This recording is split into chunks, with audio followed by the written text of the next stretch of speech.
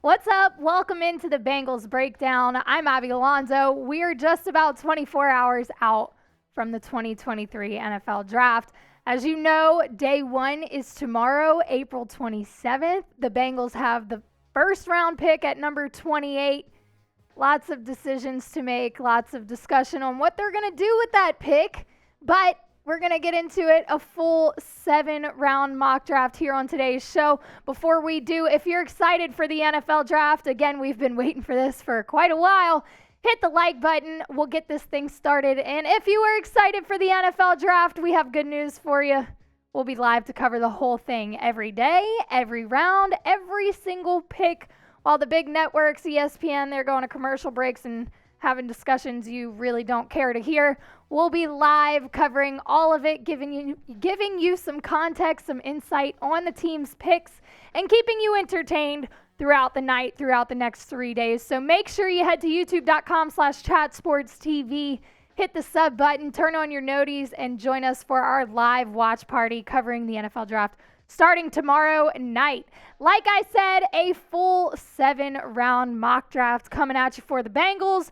They do have a total of 7 picks, one in each round at 28, 60, 92, 131, 163, 206, and 246. Pretty straightforward, no crazy trades, no crazy up and down, this many picks for this pick, and all kinds of BS that a lot of other teams like to do. Bengals keep it very straightforward here, which makes my job a little bit easier with picks. So starting off strong, we're going to acknowledge the tight end need right off the bat. We're going to grab Darnell Washington. Big boy over here is 6'7", 272 pounds. Talk about a unit. Just imagine him on an offense with guys like Joe Burrow, Jamar Chase, Joe Mixon, Tyler Boyd, T. Higgins. You've got quite the offense there. That is elite, if you ask me. You add this big guy, could be game over, might be going back to the Super Bowl pretty soon. That's pushing it. That's a stretch, but I like him on this offense. He's a powerful run blocker. He's got pass catching upside. He can be developed into even better than what he is now, and he's got a lot of untapped potential. Again, big guy, lots of potential there to unlock, to be coached up, and hopefully become a weapon for the Bengals, if not the Bengals, some other team, but let's hope it's Cincinnati. Again, 2022, 28 receptions, 454 yards, average 16.2 yards per catch, and 2 touchdowns in 15 games played at Georgia. Now, we do have a new NFL Draft channel here at Chat Sports, which means that channel is specifically for the draft coverage, rumors, analysis, not just around the Bengals, but around all 32 teams. So if you're a Bengals fan, but you are nosy or you're curious and you want to know what your other rivals are doing in the AFC North, or maybe you just want to check up on some other teams, see what they're planning to do in the draft, this is the place to go. youtube.com/chatNFL. Our guys over here will have you covered and keep you in the know of all the things going on within the NFL so you can be prepared and ready to go for draft day tomorrow. We'll keep you covered throughout the next 3 weeks as well as after that, but that is the place to be if you want to know anything about the NFL Draft. youtube.com/chatNFL. Head there, subscribe, turn on your noties. We'll keep it moving here with the second pick for the Bengals. Round 2, number 60, Tyjae Turner out of Michigan, cornerback. Again, another need right off the bat. We're just going to go right at it here. We're not going to play the game of future depth and what we should do to build the roster. Roster's in pretty good shape compared to a lot of other teams in the league. I think you go after a corner here. He's got coverage versatility, very good technique, and he's athletic. Just gets it done. Very athletic. Again, not too much more. We're not going to go into this crazy analysis here. He's very straightforward, good corner.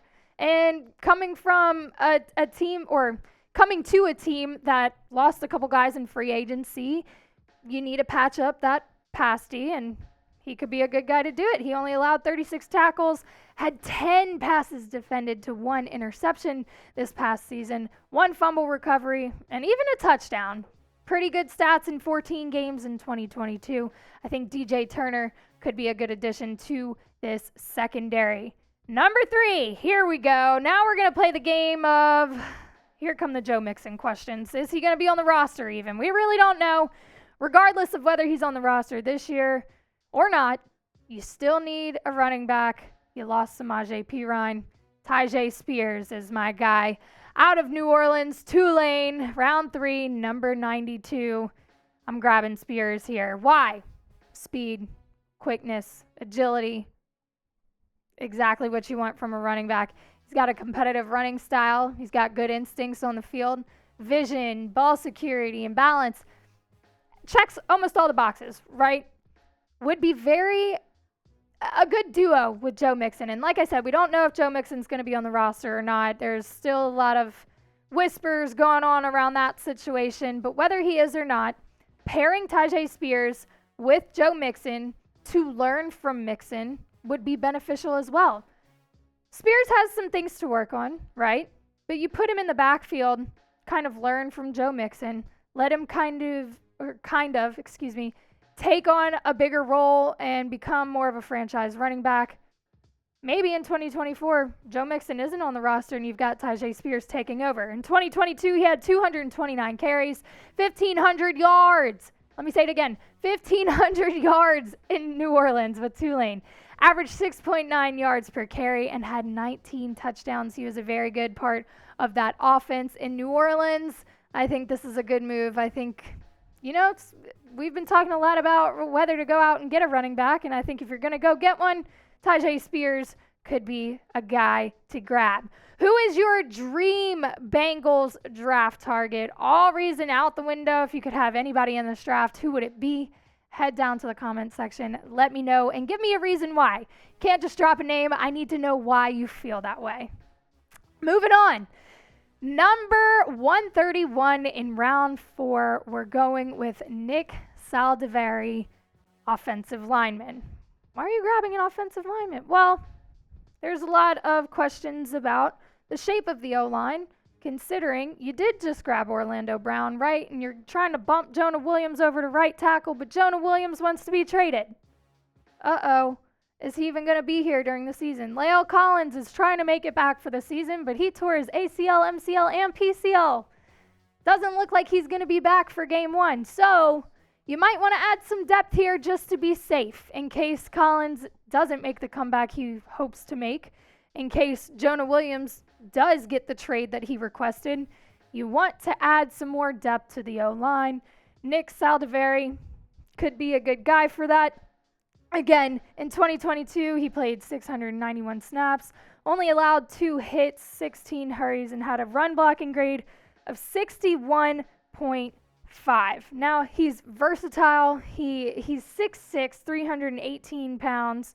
Pretty good guy to grab and kind of add some depth with, right? He needs some refinement and a little bit of coaching up, but again, this is a problem or a common occurrence coming out of the draft. You don't get too many players that are ready to go on day 1 and can just take over the starting role with no coaching up. So again, this is kind of a depth move. You're hoping that Jonah Williams is still there or La'el Collins makes the comeback and Orlando Brown is ready to go, but can't hurt to add a little bit more depth to the O-line. In round 5, we're going with Viliami Vehoco, an edge from San Jose State, at number 163. This is another kind of depth move here. You're really just starting to kind of round out the roster towards the end of the draft here.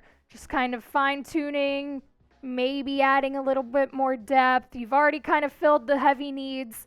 Let's just kind of bolster this thing down and get it really into into a good place, into good shape heading into 2023. He's a really good run stopper, and he gets better every year, and that is something you like to hear. If you're a coach, you want to hear that a prospect you're bringing in continues to learn, continues to grow, continues to get better so that he can continue to help your team elevate and get better. He's got that trait. He continues to grow, and that's be what it is. That's a good thing, right? He can help immediately, and I know I just said sometimes you don't really get guys that are ready to go right off the bat. They need some coaching up, and there's a few pointers that Fehoko needs, but he could play right now and be an NFL starter, which, again, bring him in. It's not like you have a huge need at edge, but bringing in a guy like that, good things happen. Number 206 in round 6, we're grabbing Atonio, Mafi, offensive lineman out of UCLA. Another offensive lineman. Why? Because he's an awesome run blocker. He's got incredible power, and he's a finisher. He's ready to play. He's mean. He's aggressive. He gets the job done. This is another depth move. Again, I can only say it so many times. You're battling a lot of inconsistency and questions on the O-line. Is Lael Collins going to be ready to go? Is Jonah Williams going to be on the roster? Is Orlando Brown going to show up and be Orlando Brown? You don't know. Let's just keep adding depth to the O-line to make sure that we cover all our bases in case things fall through with any of those guys. And finally, round 7 pick, Ronnie Bell, wide receiver out of Michigan at 246. Now, the Bengals are in pretty good shape at the receiver position. You've got Jamar Chase, you've got Tyler Boyd, you've got T. Higgins. But this is more of a future move here because eventually you're probably going to have to let one of those guys go just solely because they are expensive, right? It won't be Jamar Chase. I think it may be T. Higgins. I know y'all hate to hear that. But if they can't pay a guy or they're going to see he can make more money elsewhere when his contract is up, let's bring in a younger receiver who can kind of learn and hopefully develop some of the skills that those 3 guys have. He's a strong route runner. He's got some upside with run after catch and yards after catch. He's got good football IQ. He's willing to block. And I think he might be able to outperform his draft stock. Again, his career stats in 41 games, 145 receptions, 2,200 yards, averaged 15.6 yards per catch, and had 9 touchdowns. Again, this isn't your showstopper receiver. This really isn't filling a need on the roster. It's just kind of to see, let's grab a receiver and see if we can develop him for the future. That is the 7-round mock draft for the Cincinnati Bengals that I came up with today. Grade the mock. Let me know down in the comments section. A, B, C, D, or F. Be nice. You can criticize. Just be nice. If you loved everything I did, if you think I covered all my bases, fixed a lot of the roster, give me an A. If you hated it, you disagree with every single decision that I made, give me an F. It's okay. As always, we appreciate y'all for watching. We are just 24 hours out from the draft. And good thing is, this mock isn't real because it's a mock draft. We'll find out what the Bengals are going to do tomorrow. So make sure you tune in to our main channel for that live draft coverage. We'll see y'all soon.